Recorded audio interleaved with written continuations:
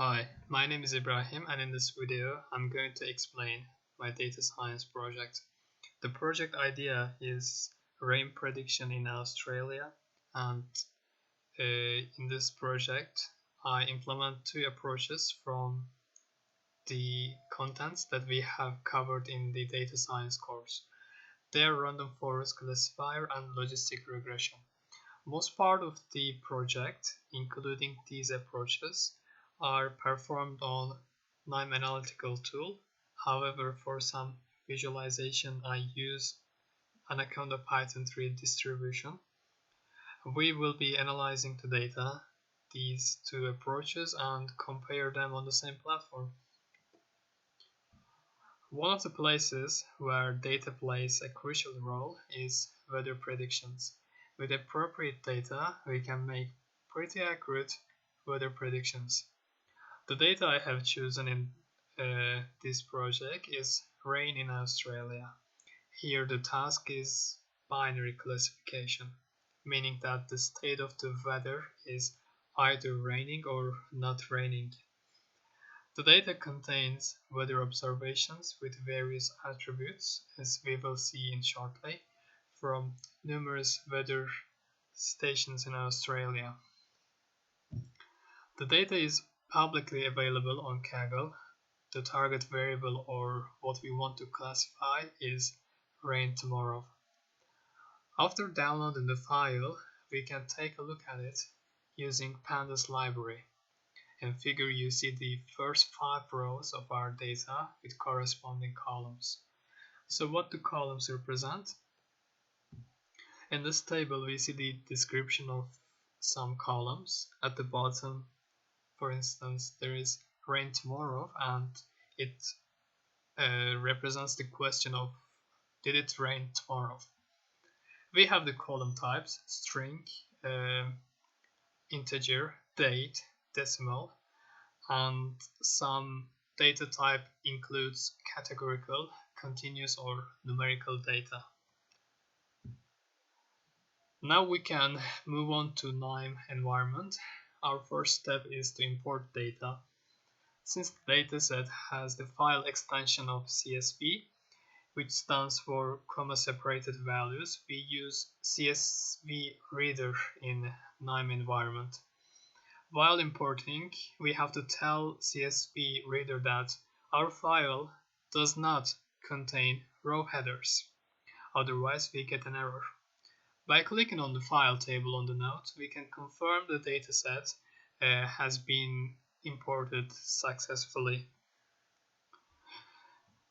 Useful information about the dataset can be obtained by these two nodes in KNIME.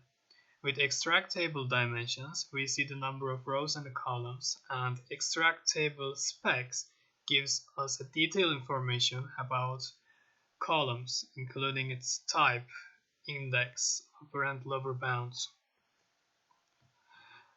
Before applying our approaches, we have to check the data. Having missing values or columns we don't need can create a problem. As we see in the figure, our first 4 columns, sunshine, evaporation, cloud 3 p.m. and cloud 9 p.m. has highest number of missing values. Considering the size of the data, about 1/3 of these dataset columns are missing. That's why we have to extract them.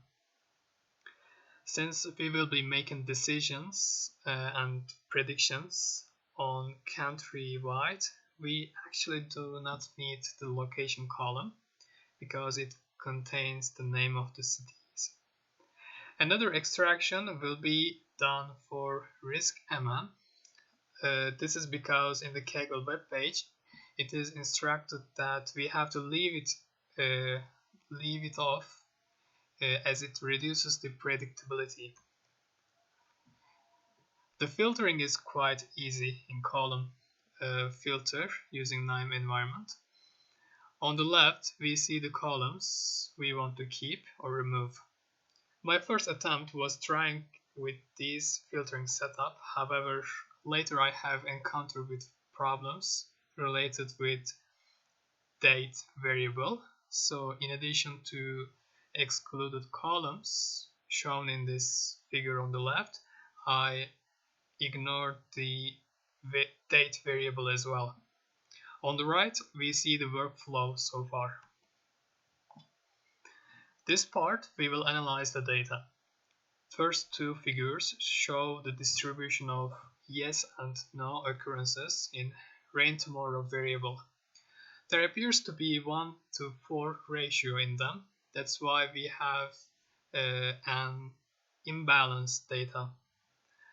Another analysis can be done with correlation of the columns that we choose to keep. Here in the heat map, we see high correlation among the columns related with temperatures. Additionally, pressure variable have high correlation with each other. One interesting finding is that rainfall variable does not have high correlation with any of the variables. KNIME Analytic provides us various tools for data visualization. Here we see the scatter plot example, which shows the max temp variable versus humidity 3 pm over 17 different wind directions, which is represented by the colors shown in the legend.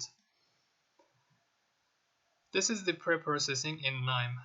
Since there was missing row values as well, we have to use missing values node to get rid of them. In the table, notice how the dimension shrink with each step. Now that data is ready for implementation. Again, the approaches I have selected from the course content are random forest classifier and logistic regression. KNIME allows us to implement both approaches easily. For both approaches, we are able to use learner nodes and the predictor nodes. On the right, we see the illustration of each approaches on how decision boundaries are determined. Random forest uses a collection of decision trees, and logarithmic functions are used in logistic regression to separate the regions. So the first approach is random forest.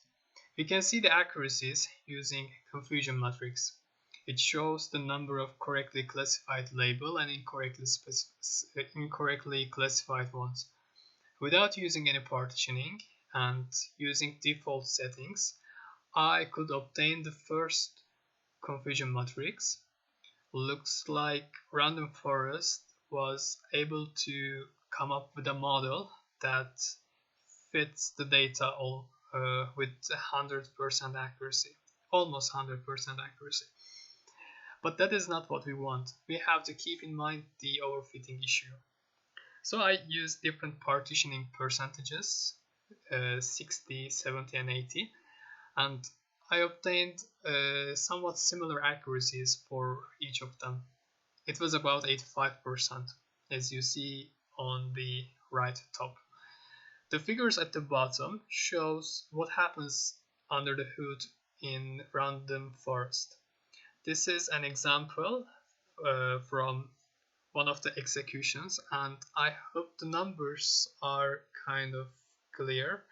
We can look the number of splits and number of candidates. For example, rain today was selected 23 times out of 25 from red rectangles as level 0 decision variable. Another example is the number of decision trees used in humidity 3 pm, and it is overwhelmingly more in level 1 and level 2. I want to talk about ROC curves. The idea is simple. The larger area under the curve is the better. In these figures, I know it might be a little difficult to distinguish, but we see that having partitioning allows some variables to have larger area under the curve, such as humidity. So the question, how to select parameters. We can try various settings to see the behavior of the accuracies. The first setting is having normalization or not. The normalization is done using normalizer node in KNIME. Other setting is limitation of parameters. As we have talked previously, sometimes we want to specify the tree depth and minimum node that will be used to tackle the overfitting problem. The options are not specifying and having various values. Other parameter is number of model. This represents how many decision trees to be built. What I have observed that using more than 20 model gives sufficient accuracy, and I could not see the effect of normalization in random forest. This makes sense because our split is based on the creation of the rules and the decisions. These conditions can be larger than or less than conditions. In the tree option, we have information gain and information gain ratio and Gini index. As you see in the table, the accuracies are shown with various setups. What is the best parameter then? Well, the exact answer is not easy to find, but having more tree depth of 5, 2 or more minimum node size, along with 5 or more models produces a consistent accuracy of 85%. This is an example tree view I have obtained. Here you see the overview of the workflow. We have 2 branches. In the first branch, no partitioning applied and the default setting was used. In the second branch, partitioning and the normalization applied with various parameters. Second approach is the logistic regression. Just like we did in the previous approach, I started testing with various partitioning and checked their accuracies using confusion matrix. Here I have obtained very unstable stable results when I run the same setting several times. This table shows the impact of partitioning on accuracy. Here I have executed each setup 3 times, and here on the right you see the average. I believe the sweet spot seems to be 70% partitioning, considering the accuracies. At the bottom you see the warning message I got from the KNIME console. If we read it, it is asking me if I normalize the numerical features properly. Well, not yet. I'll get back to the normalization in a second, but let's look at the ROC curves quickly. Partitioning changed the ROC curves dramatically. Sometimes here some variables such as humidity, rainfall and the wind speed seem to be pushed towards left up, meaning that they have larger area under the curve. So how about parameter selection? Let's get back to the normalization first, as prompted warning message by KNIME. Using the normalizer num, we can apply min-max or z-score normalization. The advanced setting in Logistic Regression Learner are normalization options, uniform, Gauss and Laplace, number of epochs and the learning rate. I tried various combinations. From the results I have obtained, no normalization not only decreases the accuracy, but the consistency was low as well. You see the top part of the table includes the accuracies varying on large scale, and there are outlier variables, which I colored them in orange. Using any kind of normalization allows us to obtain stable accuracy of 85%. With various steps I had tried, this time KNIME prompted that the algorithm did not fully converge. This could be an indication of a room for improvement. That's why I tried some extreme values. However, other than increase in the computational time, the accuracy remained the same. Here you see the example of a confusion matrix on the right. And accuracy is 85%. Although in this setup, the algorithm was fully converged. The workflow has 3 branches for logistic regression. First attempt includes default parameters and no partitioning. Second one includes partitioning, and the third includes partitioning, normalization, and regularization. We can compare the approaches under 4 categories. While the accuracy-wise, both algorithms performed almost identical accuracies, their computational power usage was significantly different. In some settings, the CPU usage of the random forest reached up to 100%. Logistic regression, on the other hand, had only about 20% CPU utilization. There seems to be a trade-off in terms of memory and the space complexity. Random forest allocates much more RAM, but it executes a lot faster. Logistic regression uses less amount of RAM, and the time required for execution was linearly scaling with the parameters, such as number of epochs. To my knowledge, this comparison makes sense, as logistic regression relies more on calculations and random forests is more based on trees and the node foundations. In conclusion, some correction techniques were needed, including the column extraction and the filtering. We realized the data was imbalanced. We have analyzed the impact of normalization. Some regularization measures are taken for overfitting.